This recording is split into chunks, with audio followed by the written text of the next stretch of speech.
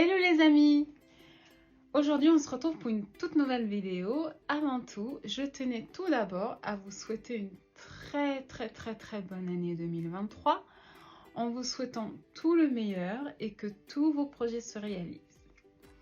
Pour cette vidéo aujourd'hui, je vais partir d'un sujet qui est dans toutes les bouches en ce moment, vraiment toutes les bouches.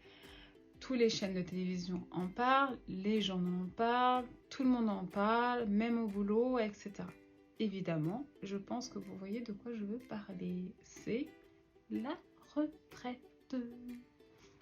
Est-ce que vous savez, petite question, est-ce que vous savez en moyenne à quel âge les médecins partent à la retraite? Eh bien, selon les sources que j'ai trouvées, les diverses sources, j'ai vu à peu près 67 ans. Sachant que bien sûr c'est une moyenne, car beaucoup, mais vraiment beaucoup de médecins vont au-delà de ces 67 ans et dépassent même les 70 ans. Du coup, pour le petit jeu, enfin entre guillemets, je suis allée moi-même aller vérifier à quel âge je pourrais partir à la retraite avec un taux plein. Bah, c'est sorti 67 ans. Voilà, carrière hachée, tout ça quoi, vous voyez? Va falloir donc que je prépare le petit déambulateur pour aller bosser, si vous voyez ce que je vais dire. Imaginez-moi aux urgences avec le déambulateur. Sinon, bon, blague à part, je me présente pour ceux qui me découvrent à travers cette vidéo pour la première fois.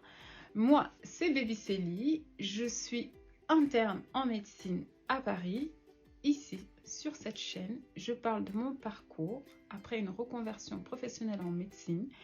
Je parle de mon quotidien en médecine, de mes petites astuces qui m'ont permis de continuer ce parcours, d'arriver jusque-là, des astuces que j'ai eues, que j'ai toujours, afin de donner de la motivation à toutes les personnes qui se lancent ou qui veulent se lancer dans une nouvelle carrière, peu importe le domaine, pas qu'en médecine bien sûr, mais qui hésitent dans tous les cas et pour toutes les raisons possibles qui peuvent exister. Donc, si toi aussi, le sujet t'intéresse, la reconversion professionnelle ou le sujet de la médecine d'urgence, par exemple, c'est la spécialité que je fais actuellement, si tout ça t'intéresse, n'hésite pas à t'abonner à la chaîne, à liker et à partager autour de toi s'il y a des gens que tu connais à qui ça pourrait intéresser aussi. Donc voilà, retour pour revenir au sujet principal de ce jour. Donc, pourquoi je pars du sujet de la retraite pour cette vidéo aujourd'hui? L'actualité du moment m'a rappelé une discussion que j'avais eue il y a plusieurs années, genre en 2011 ou 2012, je ne sais plus trop, enfin plus ou moins, avec une connaissance à l'époque, car je me posais déjà la question de tout arrêter ce que je faisais et de me reconvertir. Donc voilà, j'avais donc eu cette discussion avec cette personne-là et notamment, j'avais même pensé, pourquoi pas, à m'expatrier éventuellement, etc. Donc quand j'avais discuté avec cette personne, elle m'avait grosso modo, mais vraiment grosso modo, déconseillé de le faire. Et l'une des raisons qu'elle m'avait donné, c'était qu'il fallait que je pense à la retraite, car qui dit reconversion professionnelle allait dire que j'allais pas cotiser pendant un certain temps, donc j'allais nécessairement du coup allonger mon temps de cotisation, j'allais partir à la retraite plus tard, etc. J'allais pas assez avoir d'argent, etc. Et je me rappelle très bien ce que j'avais pensé à ce moment-là et ce que j'avais même répondu, et c'était très clair. Ce que je m'étais dit, c'était, mais pourquoi je devais penser à la retraite? Alors, déjà parce que, de 1, je suis encore jeune, et surtout que je n'avais pas envie de faire le boulot que je faisais à cette époque-là, notamment en préparation en pharmacie, toute ma vie. Je n'avais donc pas envie d'être préparatrice toute ma vie, parce que de 1, j'avais choisi ça un peu comme un boulot. C'était pour moi, je le considérais comme un boulot alimentaire. Je ne sais pas si vous vous rappelez dans la vidéo où je disais que pour moi, c'était vraiment très difficile d'aller au travail tous les jours. Donc mon Dieu, je ne me voyais pas vraiment faire ça. En plus de ça, ce travail n'était pas fait pour moi, personnellement. Je n'étais pas heureuse là-dedans. Donc évidemment, je ne vous raconte pas le regard que j'ai reçu de la personne quand je lui disais ça. C'était vraiment un regard qui voulait tout dire. C'était un regard qui voulait dire « Oh mon Dieu, elle est complètement inconsciente, celle-là. Oui, pour cette personne, sans doute, ça pouvait paraître être de l'inconscience, mais pour moi, au fait, je m'étais déjà posé la question et je savais pourquoi je ne voulais pas. Et donc, vous imaginez bien que je me suis écoutée, je ne l'ai pas écoutée, puisque, voilà, vous me voyez aujourd'hui, j'ai bien fait cette reconversion. Donc, en effet, à partir du moment, au fait, où j'avais décidé de changer mon destin, si je peux dire ça un peu comme ça, j'avais aussi décidé que rien n'allait parasiter ma démarche. Je m'explique. C'est-à-dire que rien n'allait m'empêcher d'aller jusqu'au bout de ce que je m'étais dit que j'allais faire. Jusqu'au bout du parcours. Je ne savais pas trop encore à cette époque-là en plus ce que j'allais faire. J'y pensais déjà vraiment énormément. Mais j'avais déjà compris que rien n'allait m'empêcher d'aller jusqu'au bout. Ce qui m'a donc permis de me lancer et de tenir pendant tout le chemin, c'est que vraiment j'avais déjà sauté cette barrière de la retraite. Et que tout le chemin que j'allais parcourir pour arriver au domaine que je voulais était clair, que j'allais le faire. Déjà, je souhaitais travailler dans un domaine où je m'y plais au moins, où j'allais me plaire au moins à 90% pour être exact, même plus. Pourquoi au moins 90%? Car pour moi, au fait, de ne pas dire 100%, c'est que se mentir, au fait, de dire moi, mon boulot, je le kiffe à 100%. C'est faux. J'y crois pas au fait que on aime son boulot à 100%. Par exemple, aujourd'hui, je suis en médecine. J'adore le milieu de la médecine. J'adore la spécialité que j'ai choisie, qui est la médecine d'urgence. J'adore ce que je fais, j'adore ce que j'apprends, j'adore. Mais il y a des aspects en médecine qui, malgré tout, m'irrissent le poil. Oui, c'est le cas de le dire. Il y a des choses que je vois, qui me dit oh, ça j'aime pas. Et pourtant, malgré tout ça, aujourd'hui je peux dire que je suis à 95, 97 même % de plaisir dans ce que je fais. Donc pour moi, toutes les personnes qui vont me dire par exemple oui, non, moi j'adore mon boulot, je le kiffe à 100%, j'y crois pas. J'y crois pas, je pense que c'est faux. On ne peut pas aimer tous les aspects de son travail, même si c'est le job de notre rêve, genre celui pour lequel on décrocherait la lune. C'est pas possible qu'à 100% tout nous plaise parce qu'il y a tellement de paramètres, et les collègues, les protocoles, les machins, les directives, les ceci et cela, qui font que parfois, oui, on dit ah, putain, je kiffe mon boulot, mais putain, ça quoi, ça me sort par là, quoi, tu vois. Donc oui, c'est pas possible. Donc pour moi, voilà. Donc, c'est quelque chose que je ne retrouvais pas dans le boulot de préparatrice. Moi, en étant préparatrice, ou même les boulots que j'ai fait avant, j'étais plutôt à 10% de plaisir. Donc, vous voyez, c'était plutôt 90% de « putain, j'ai qu'une envie de cette partie-là » et 10% d'envie, j'aime bien parce que oui, ça me rapporte de l'argent, ça me fait manger, quoi. En gros, c'était tout. Donc, pour moi, il était donc inconcevable que je sois préparatrice en pharmacie jusqu'à la retraite. De plus, on le sait tous qu'en prenant de l'âge, notre corps évolue. Il n'évolue pas en rajeunissant, ça c'est une évidence, c'est plutôt l'inverse. Même si psychiquement on évolue, notre façon, les choses qu'on peut supporter, les choses qu'on peut faire, les choses qu'on a envie, tout ça, ça évolue. Donc pour ma part, je m'étais dit ceci, à cette époque-là du moins, je suis en bonne santé, j'ai mes 2 jambes, mes 2 bras qui fonctionnent plutôt correctement, j'ai le cerveau aussi qui fonctionne, donc allez go quoi. Allez go chercher ce qui va me botter le plus et qui va me donner envie d'y retourner le matin, qui va me donner envie d'y aller même si je suis fatiguée et même si cela se passe quand j'aurai, je sais pas, 50, 55, 45, 60, voilà quoi. Bon bref, quand je serai le plus proche de la retraite quoi, vous voyez ce que je veux dire. Donc bah oui, parce que honnêtement, en tout cas toujours pour ma part, avec la vie déjà de merde, je le dis bien, c'est vraiment comme ça que je le vivais, la vie de merde que je me trimballais comme un poids, je n'allais quand même pas aller jusqu'à la retraite dans cet état-là, dans un ou des boulots qui me dépriment à la mort. Pour moi, c'était pas possible au fait. Il fallait que je sorte de là. Donc oui, c'était donc une motivation en plus de celle que je vous ai déjà parlé pour me reconvertir. De plus, autre chose, qu'on le soit d'accord avec moi ou pas, pour moi, le travail, c'est quelque chose d'important.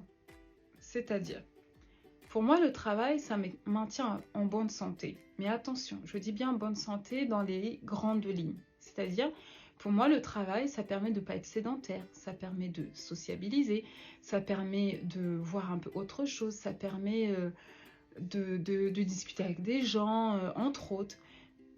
Donc, oui, en soi, psychologiquement, pardon, ça permet aussi de rester en bonne santé.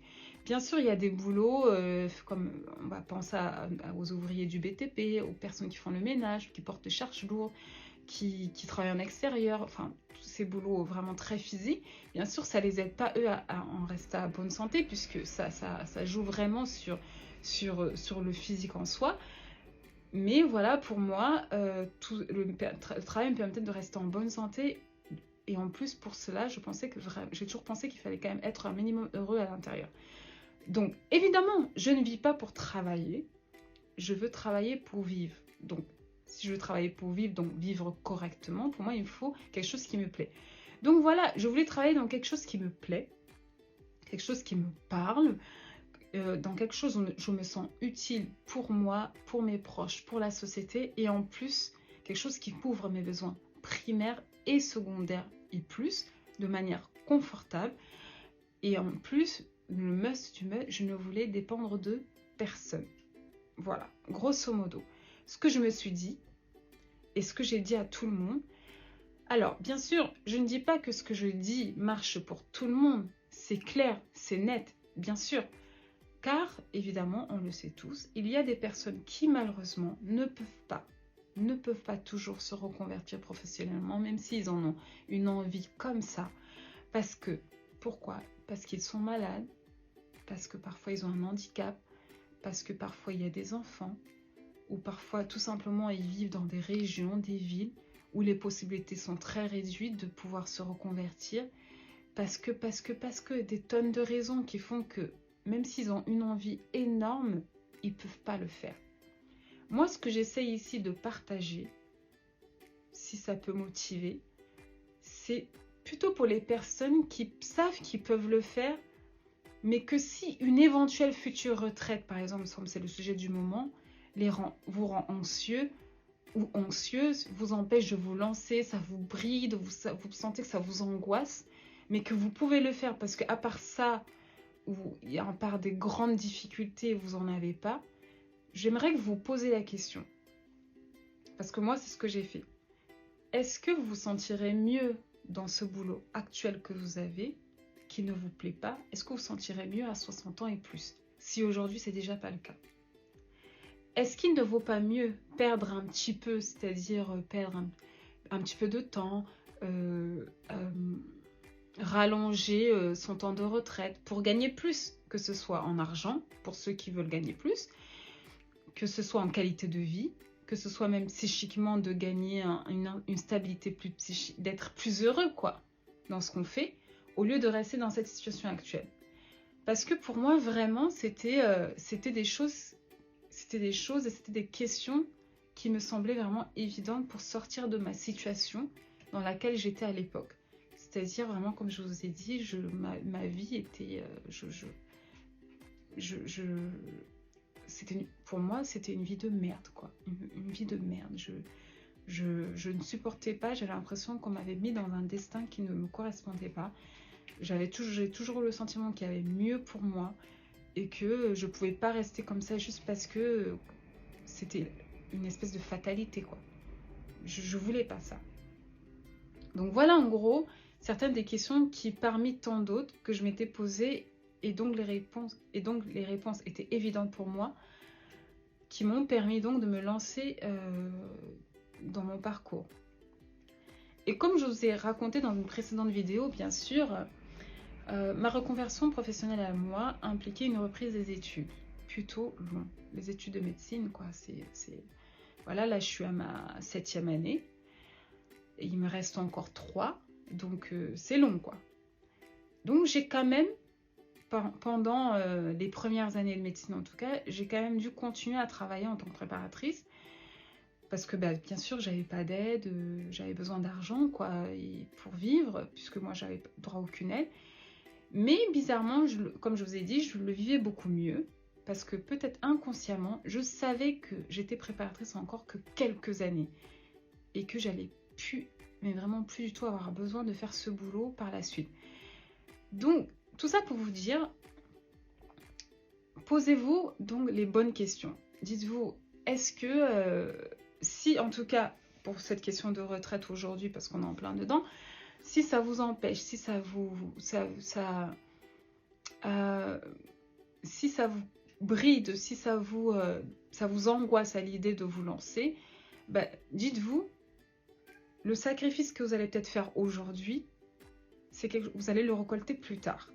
Ça va être dur, c'est vrai, ça c'est sûr, c'est dur. Se reconvertir, c'est très dur parce que ça implique plein de choses, ça implique de ne plus avoir un confort de vie peut-être qu'on avait un petit peu avant, ça implique de se retrouver un petit peu en décalage par rapport à ses proches, ses amis qui sont déjà en train de construire plein de choses, ça implique vraiment plein de choses, c'est pas facile, honnêtement, je vais vous mentir si je vous dis c'est la joie tous les jours, c'est faux, c'est vraiment faux, c'est pas la joie tous les jours, mais moi dans ma tête, ce que je me dis toujours et que je continue à me dire, c'est que plus tard ce sera mieux. Plus tard, j'aurai enfin ce que je veux et plus tard, je pourrai exactement avoir la vie que j'ai envie d'avoir pour moi, au fait.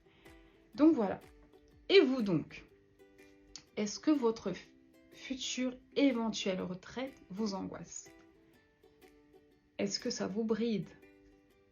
Est-ce que ça vous empêche de vous lancer dans une reconversion professionnelle que vous souhaitez ou même juste commencer une carrière que vous souhaitez? Je parle par exemple pour les plus jeunes d'entre nous qui regardent cette vidéo et qui hésitent à choisir telle filière ou telle filière parce qu'ils disent oh là là, celui-là je dois aller travailler jusqu'à 67 ans, celui-là alors si je fais ça c'est plutôt 60 ou 62 ou 64. Bref, si vous avez des questions, laissez les commentaires, laissez-les en commentaire bien sûr. J'essaierai de répondre le plus rapidement et le plus simplement possible par une vidéo ou même en commentaire, hein, on peut discuter. Et donc voilà, parce que je pense que de vous avoir parlé un petit peu de comment moi j'avais un peu sauté ce verrou-là, je pense que c'est important. Évidemment, prenez-le pas comme une messe, comme la Bible, hein, de la reconversion, juste un exemple de quelqu'un qui s'est reconverti alors qu'elle n'avait pas toutes les cartes en main, elle n'avait pas tous les avantages du monde pour pouvoir le faire et qu'elle l'a quand même fait, donc c'est possible. C'est pas, on n'est pas obligé de subir sa vie, en tout cas si on l'a subie. Donc voilà, c'est tout pour aujourd'hui. J'espère vous avoir donné un peu de motivation, vous avoir un petit peu donné de peps à travers les réflexions que j'ai eues dans le passé et que je continue même à avoir aujourd'hui, qui m'ont permis à moi de me lancer. Je vous remercie d'avoir suivi la vidéo encore une fois de plus. N'hésitez pas, pour toutes les nouvelles personnes qui me découvrent, si ça vous a plu, à vous abonner. Je suis sur YouTube, bien sûr, comme vous pouvez le voir. Je suis sur TikTok, sur le même pseudonyme, dr.bibicelli. Je suis sur Instagram, dr.bibicelli. N'hésitez pas à liker la vidéo, les vidéos. N'hésitez pas à partager autour de vous, à en parler autour de vous, afin tout simplement même de soutenir la chaîne, car oui, j'ai besoin de vous. J'ai besoin de votre soutien pour continuer à vous proposer quelque chose de qualité. J'ai besoin de vous pour que ça me donne de la motivation pour continuer à le faire. Bien sûr, je suis très souvent fatiguée. L'internat, c'est pas facile, ça prend du temps. Donc, pour le moment, je n'ai pas encore la possibilité de vous proposer des vidéos toutes les semaines parce que j'ai parfois besoin de repos et de bosser un petit peu à côté. Donc voilà, je vous dis merci beaucoup, je vous dis restez focus, merci et à la prochaine. Bisous!